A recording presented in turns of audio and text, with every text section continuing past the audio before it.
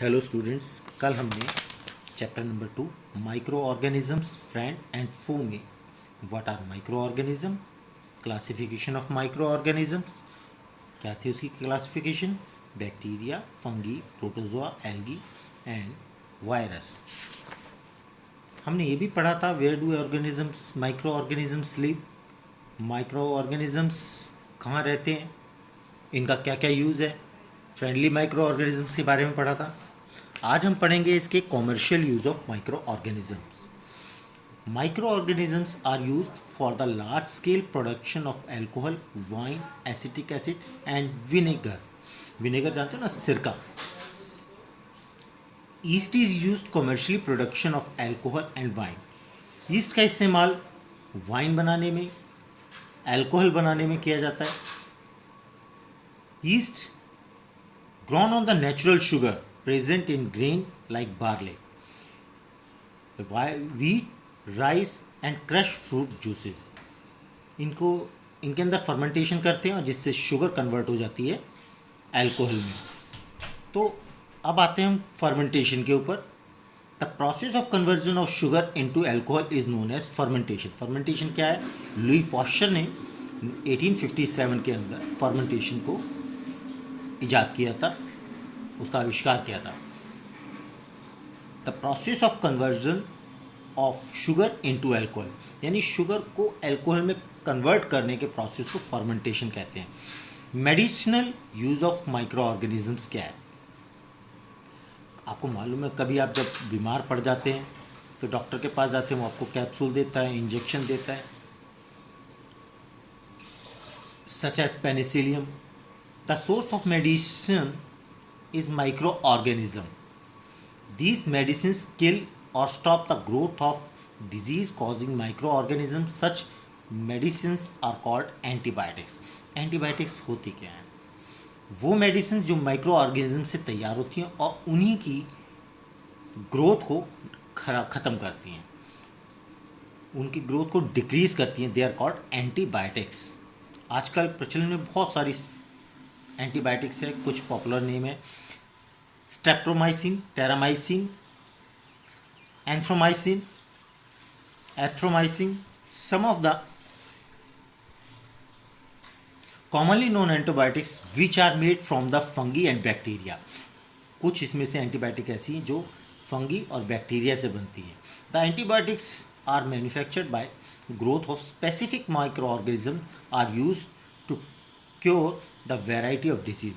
ये micro organism काफ़ी सारे माइक्रो ऑर्गेनिज्म वेराइटी को डिक्रीज करते हैं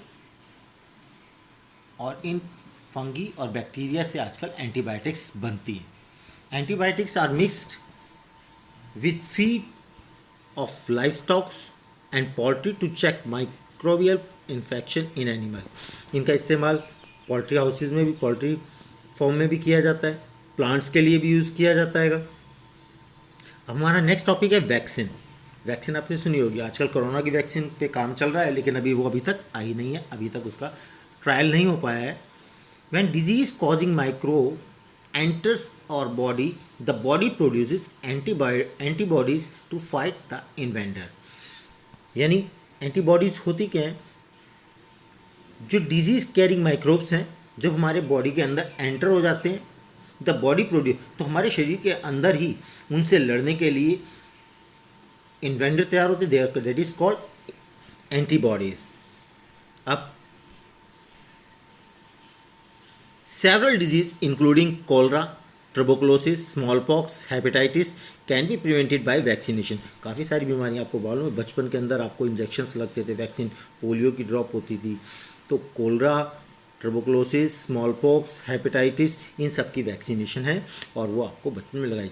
तो वैक्सीन का सबसे पहले आविष्कार किसने किया था, इन्वेंशन किसने की थी? एडवर्ड जेनर ने। उन्होंने 1798 में स्मॉल पॉक्स की वैक्सीन तैयार की थी। Polio drops given to the children are actually vaccine.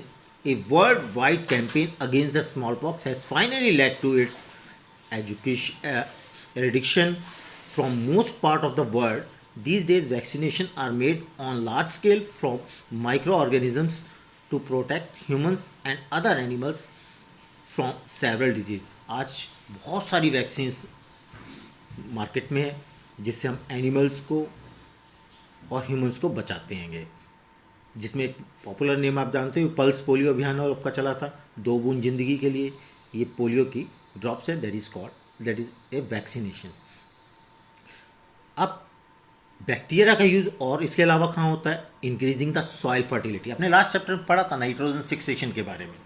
Nitrogen fixation में राइजोबियम नाम का एक बैक्टीरिया होता था, वो लेग्यूम्स में, रूट्स में पाया जाता है। वो that convert atmospheric nitrogen into nitrate, soluble nitrogen में कन्वर्ट कर देता है and that goes to the plant.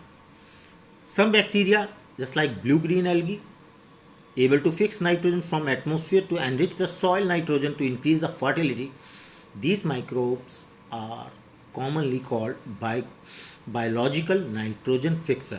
इन्हें हम नाइट्रोजन बायोलॉजिकल नाइट्रोजन फिक्सर कहते हैं। इसमें नाम है ब्लू ग्रीन एल्गी। ये कन्वर्ट करती है एटमॉस्फेरिक नाइट्रोजन को नाइट्रेट में। अब क्लीनिंग द एनवायरनमेंट, इसके ऊपर आते हैं हम। अब देखो आपके सामने 2 डायग्राम दिखा रखे हैं, एक आपका nitrogen fixing blue green algae के। क्लीनिंग ऑफ एनवायरनमेंट, ये एनवायरनमेंट को क्लीन करते हैं। आप जानते हैं लास्ट चैप्टर में आपने पढ़ा था कि वेजिटेबल पील्स है, फ्रूट है, जो भी डिकम्पोजिशन का काम होता है वो सारे के सारे ये माइक्रोब्स करते हैं। इसके बाद अब हम पढ़ेंगे हार्मफुल इफेक्ट। थोड़ा microorganism can be used to degrade the harmful smelly substance and thereby clean up environment. Micro organism जो है वो हार्मफुल और स्मेली जो बदबूदार चीज़ें उन सबको ख़त्म करके सिंपलेस्ट कंपाउंड में, सिंपलेस्ट सब्सटेंस में कन्वर्ट करते हैं और आप हमारे एनवायरनमेंट को क्लीन करते हैं। अब हम इसके बाद इस चैप्टर में जैसा था micro organism friend and foe, friends के बारे में तो हमने बात कर ली। अब हम बात करेंगे इसके हार्मफुल इफेक्ट्स यानी फो, इसके एनिमी पार्ट की। Micro organism cause disease in human beings, plants and animals. Such disease causing micro organism are called pathogens. Pathogens क्या होते हैं? जो बीमारी फैलाते हैं, जो पौधों में बीमारी फैलाते हैं, एनिमल्स में बीमारी फैलाते हैं, उन्हें हम पैथोजेंस बोलते हैं। सब माइक्रो ऑर्गेनिज्म स्पॉइल फूड, कुछ माइक्रो ऑर्गेनिज्म हमारे खाने को ख़राब करते हैं, कपड़ों को ख़राब करते हैं, लेदर को खराब कर देते हैं। More about the they are the harmful activities of micro organisms, these are called pathogens. Disease causing micro organism in human, हमारे शरीर में। अब देखो मैंने अंडरलाइन कर रखा है, आप देखिए येलो कलर में। Microbial disease that can spread from infected person to a healthy person through air, water, food और physical contact are called communicable disease. Communicable disease कौन सी डिजीज़ होती है? कम्युनिकेबल डिजीज़ वो होती है जिसमें माइक्रोब्स जो होते हैं उसे डिजीज़ को फैलाने का काम करते हैं। और वो कैसे करते हैं? इन्फेक्टेड पर्सन से हेल्दी पर्सन को इन्फेक्ट करते हैं by the help of air, water and food and physical contact. आजकल कोविड-19 के अंदर फिजिकल कॉन्टैक्ट से बचने को कहा जा रहा है, क्योंकि इसके जो माइक्रोब्स हैं वो फिजिकल कॉन्टैक्ट से एक पर्सन से दूसरे पर्सन को, एक इन्फेक्टेड पर्सन से एक हेल्दी पर्सन को लगते हैं। These type of disease are known as communicable disease. For example such disease include cholera, common cold, chicken pox, tuberculosis and the new name of one disease that is COVID-19. A person suffering from common cold sneeze, fine droplets of moisture carrying thousands of wires are spread in the air. एक कोई person जो है जुखाम से पीड़ित है, उसे छींक आती है तो उसके छींक के साथ साथ ड्रॉपलेट्स निकलते हैं मॉइस्चर के, जिसके अंदर हजारों वायरस उसके साथ निकलते हैं। वायरस में enter the body of the healthy person while breathing. जब कोई हेल्दी पर्सन पास में होता है, सांस लेता है, तो उसके जरिए वो उसके शरीर में चले जाते हैं। There are some insects and animal which act as carrier of disease causing microbes. Housefly is one such carrier. इनके अलावा भी कुछ इंसेक्ट्स ऐसे हैं जो इन माइक्रोब्स को पहुंचाने का काम करते हैं, उनके कैरियर का काम करते हैं, जिसमें हाउस फ्लाई है और साथ ही साथ मॉस्किटो है, ये सारे के सारे एक कैरियर का काम करते हैं। आप जानते हो हाउस फ्लाई जब किसी गंदी जगह पे बैठती है, वहाँ से माइक्रोब को उठाती है और किसी खाने के ऊपर बैठ जाती है तो वहाँ उन माइक्रोब्स को छोड़ देती है। इसी तरह मॉस्किटो, फीमेल एनाफ्लीज मॉस्किटो जो प्रोटोजोआ को लाती है और हमारे शरीर के अंदर इंजेक्ट कर देता है, तो वो मलेरिया। तो ये दोनों बीमारियां जो है वो माइक्रोब्स के जरिए ही फैलती हैं। इनके कैरियर जो है हाउस फ्लाई है, मॉस्किटोज है। Another example of carrier is the female anopheles mosquito. Female aedes mosquito acts as carrier of dengue virus. Dengue अभी 2-4 साल पहले आपने सुना होगा, डेंगू फैल गया, इसको डेंगू हो गया, उसको डेंगू हो गया। वो ये सारे के सारे फीमेल एडिस मॉस्किटो इनके कैरियर हैं। इन वायरस को वो इंजेक्ट करते हैं किसी हेल्दी पर्सन में। How can we control the spread of malaria और डेंगू? किस ढंग से हम इनको स्प्रेड को रोक सकते हैं? बड़ा सब जानते हैं इसके बारे में। कैसे करेंगे? कहीं पानी ना खड़ा रहने दें, साफ़ सफाई का ध्यान रखने दें, इनकी ब्रीडिंग पे रोकथाम करें। कहीं कूलर में पानी खड़ा हुआ है उसे लगातार साफ़ करते रहें। आपके आसपास पानी पड़ा खड़ा हुआ हो उसको हटा दें, और जहाँ ज़्यादा पानी हो उसके ऊपर थोड़ा मिट्टी का तेल डाल दें जो उस पर लेयर बना लेता है, वहाँ पर वो ब्रीडिंग मॉस्किटो नहीं कर पाते। अब देखिए आपके सामने एक टेबल है।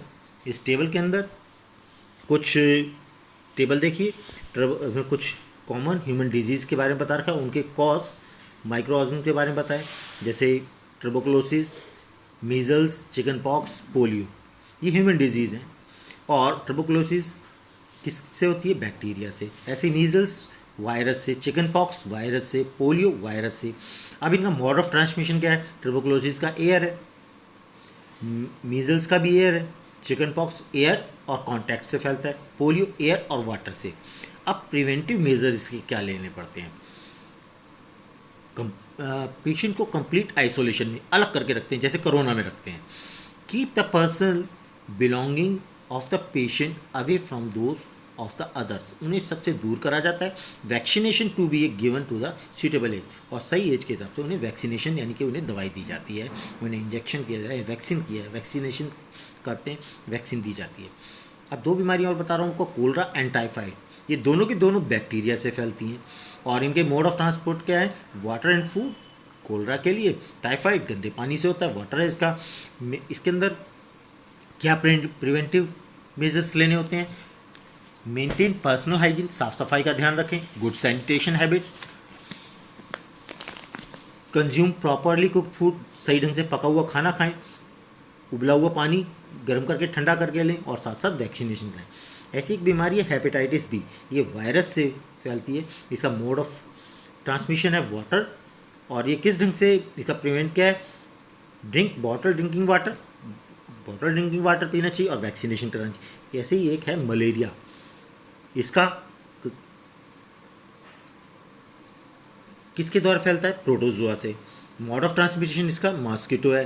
अब क्या करना चाहिए, कैसे करना चाहिए?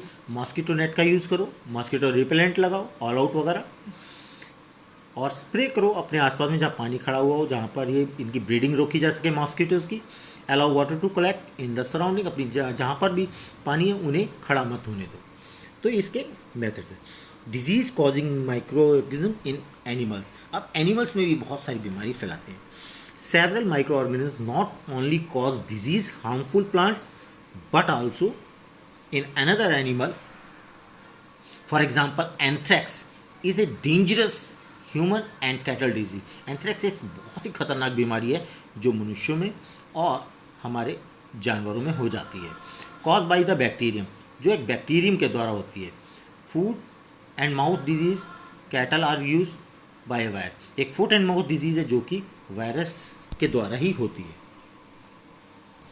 Disease causing micro organisms in plants. अब हम प्लांट्स के अंदर बीमारी फैलाने वाले वायरस और माइक्रो ऑर्गेनिजम्स के बारे में पढ़ेंगे। अब एक टेबल देखिए आपके सामने है। Some common plant disease cause by micro organism. सबसे पहले एक प्लांट डिजीज़ के बारे में बात करते हैं, सिट्रस कैंसर। तो it is cause by bacteria. Mode of transmission इसका क्या? एयर। इसके सामने आपके सामने एक फिगर दिखा रखी है जिसमें ये अब मेरे जो खट्टे फल होते हैं जैसे नींबू वगैरह, इनके ऊपर दाग से लग जाते हैं, ये वो बीमारी। दूसरी एक बीमारी है पौधों में लगने वाली, रस्ट ऑफ वीट, रतुआ भी हिंदी में बोल देते हैं। ये फंगल इन्फेक्शन है, फंगी के द्वारा इसमें लगती है, और इसके मोड ऑफ ट्रांसमिशन है एयर और सीड्स, उन पे इफेक्ट करती है। एक है येलो विंग मोज़ेक ऑफ भिंडी ओकरा भी कहते हैं। ये एक वायरल डिजीज़ है, ये इंसेक्ट्स के द्वारा फैलती है।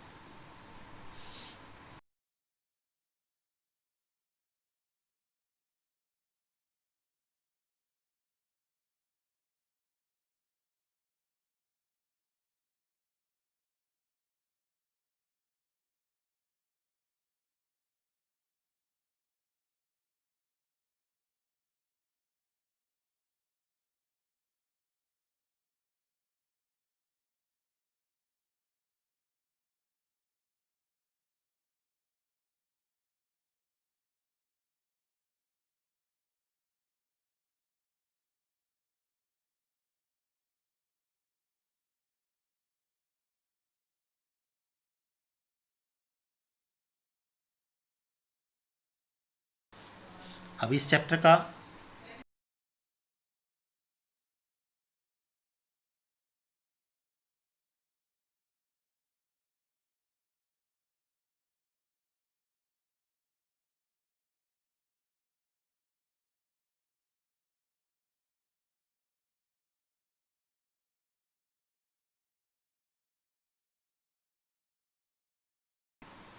का बाकी पार्ट अब हम अपने थर्ड वीडियो के अंदर करेंगे, जिसके अंदर हम पढ़ेंगे food poisoning, food prevention, chemical methods, prevention of chemical methods के बारे में, नाइट्रोजन साइकिल के बारे में हम अपने नेक्स्ट वीडियो में पढ़ेंगे। Thank you very much.